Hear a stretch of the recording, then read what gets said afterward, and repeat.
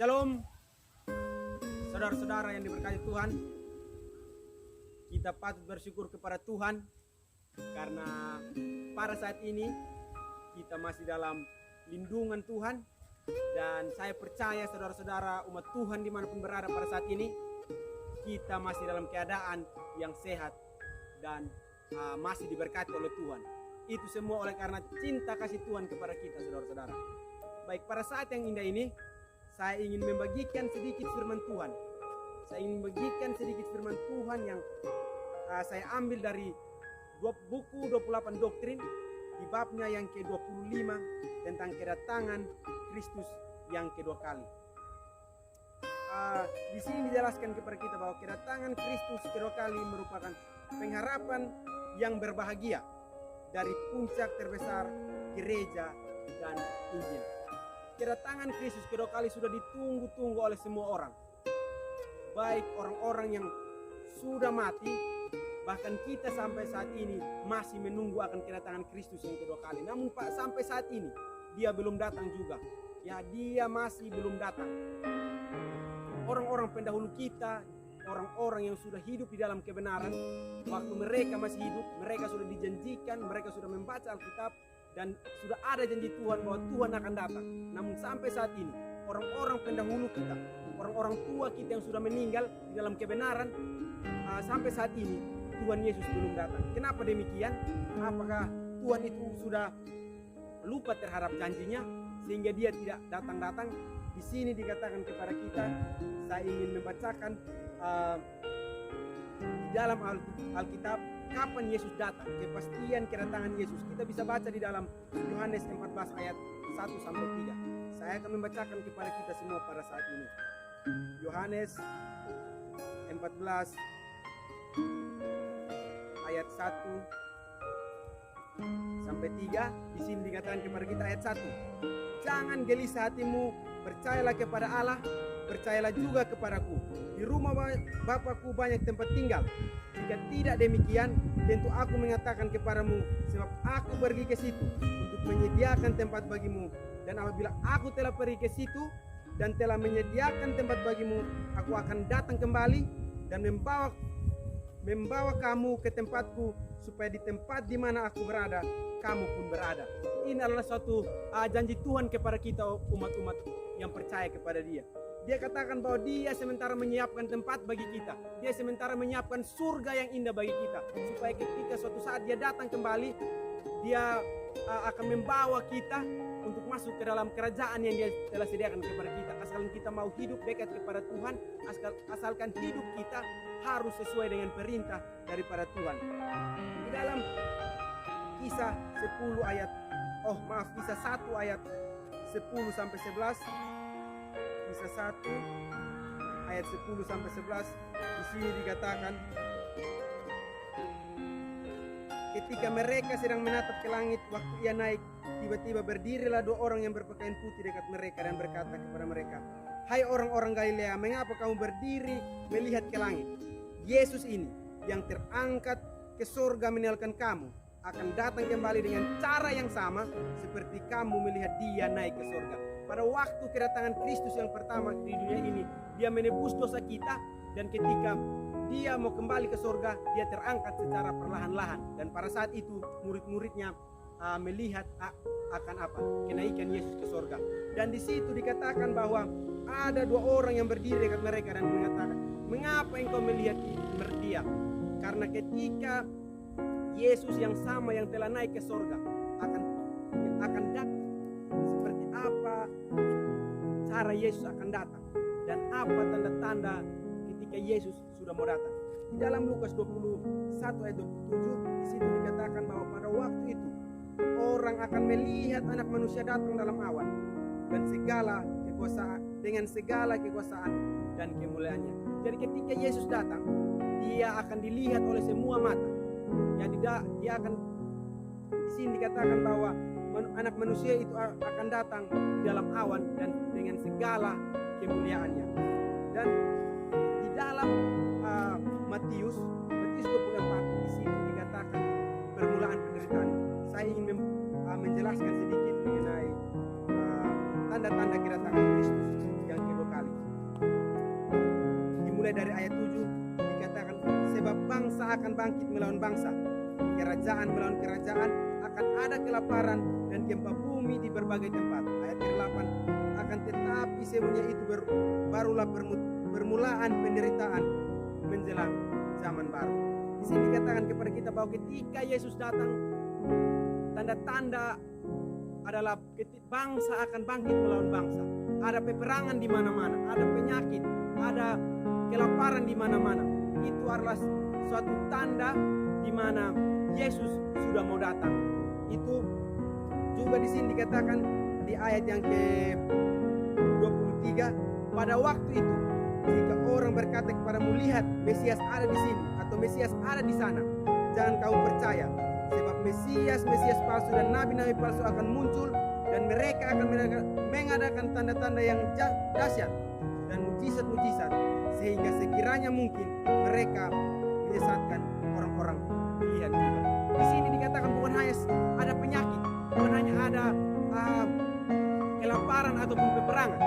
Di sini dikatakan kepada kita akan ada nabi-nabi palsu, akan ada Mesias palsu yang datang dan mengakui bahwa dikatakan bahwa akan ada banyak Mesias palsu yang muncul, sehingga mereka akan menyesatkan semua orang yang ingin percaya kepada Mesias palsu itu. Dikatakan di sini bahwa kita sebagai orang yang beriman kepada Tuhan, kita sebagai orang umat pilihan Tuhan, jangan pernah kita percaya kepada Mesias palsu, karena akan ada banyak Mesias palsu yang akan muncul dan akan menyesatkan banyak orang yang percaya kepada Tuhan. Dan kapan Yesus mau datang? Apa waktu yang tepat untuk kedatangan Yesus? Di sini dikatakan dalam Matius 24 juga ayat 36 dikatakan bahwa tetapi tentang hari dan saat itu tidak seorang pun yang tahu, malaikat-malaikat di sorga tidak, dan anak pun tidak, hanya Bapa sendiri yang tahu. Ya, jadi waktu kedatangan Yesus itu tidak ada seorang pun yang tahu. Jadi kepada kita seluruh orang-orang yang percaya kepada Tuhan, kita harus lebih dekat lagi kepada Tuhan. Kita harus rajin dalam beribadah. Kita harus rajin dalam membaca firman Tuhan, sehingga kita tidak mudah disesatkan oleh nabi-nabi palsu yang akan muncul. Karena di sini dikatakan bahwa Yesus ketika dia mau datang kedua kali, tidak ada seorang pun yang tahu. Artinya supaya kita sebagai umat pilihan Tuhan, kita harus hidup berjaga-jaga. Kita harus hidup memelihara akan iman kita, memelihara akan kepercayaan kita kepada Tuhan. Sehingga ketika Yesus datang, kita didapatkan bahwa kita masih menjadi orang-orang yang hidup dekat dengan Tuhan, sehingga kita akan dibawa menuju kerajaan yang telah disediakan.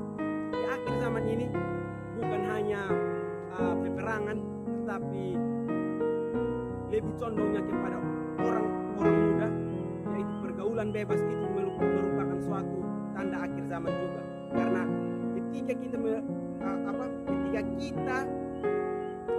mengikuti pergaulan bebas, ketika kita sudah terjerumus dalam pergaulan bebas itu, maka moral kita akan rusak dan Tuhan tidak mau tinggal lagi dalam kita. Sehingga itu merupakan suatu tanda-tanda akhir zaman. Bukan hanya peperangan, tapi moral rusak, karakter orang-orang muda rusak. Itu juga merupakan suatu tanda-tanda akhir zaman. Di dalam Ibrani 10 ayat 37, saya akan membacakannya. Ibrani 10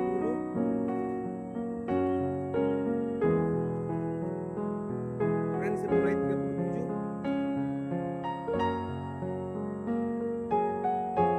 Sebab sedikit, bahkan sangat sedikit waktu lagi, dan Ia yang akan datang sudah akan ada tanpa menangguhkan kedatangannya.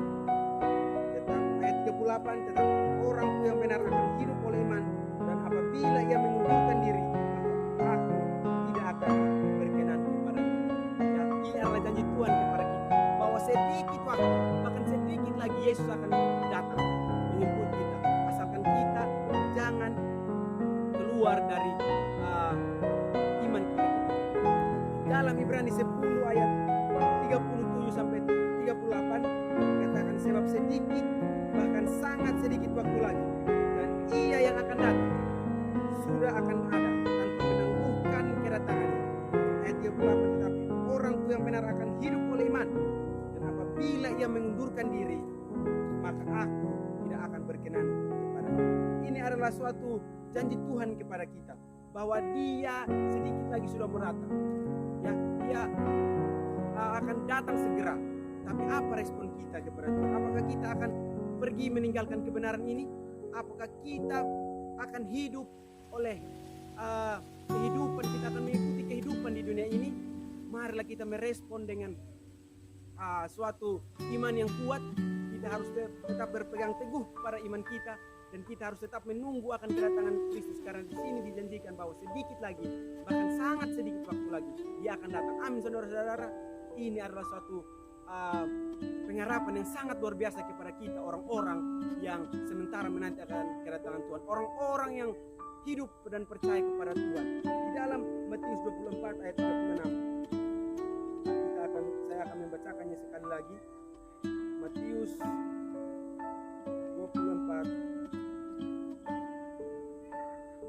24 ayat 36.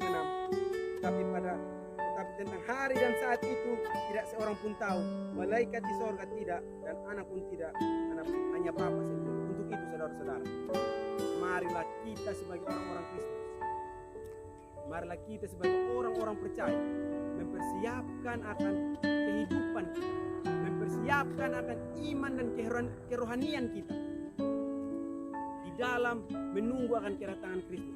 Jangan saudara-saudari sekalian ragu-ragu akan kedatangan Kristus. Jangan saudara-saudari meragukan akan kedatangan Kristus, karena Kristus tidak pernah lalai menepati janjinya.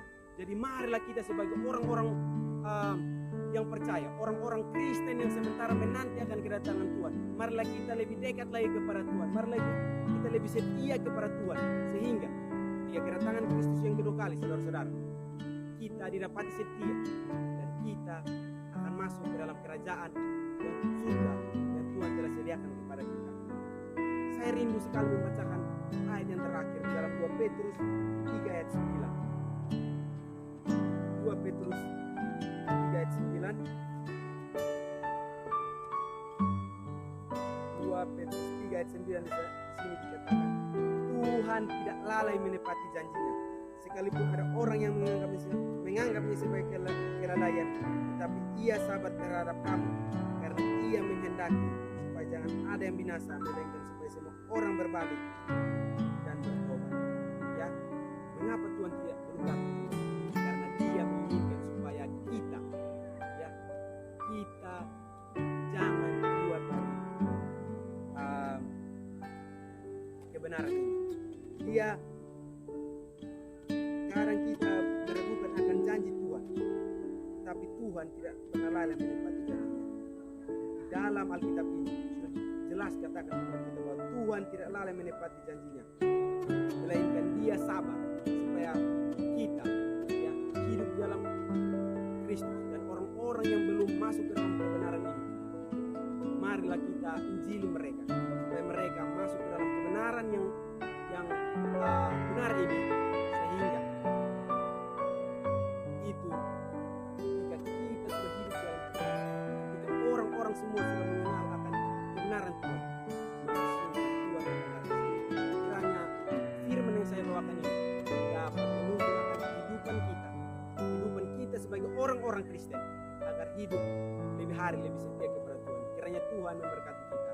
Amin.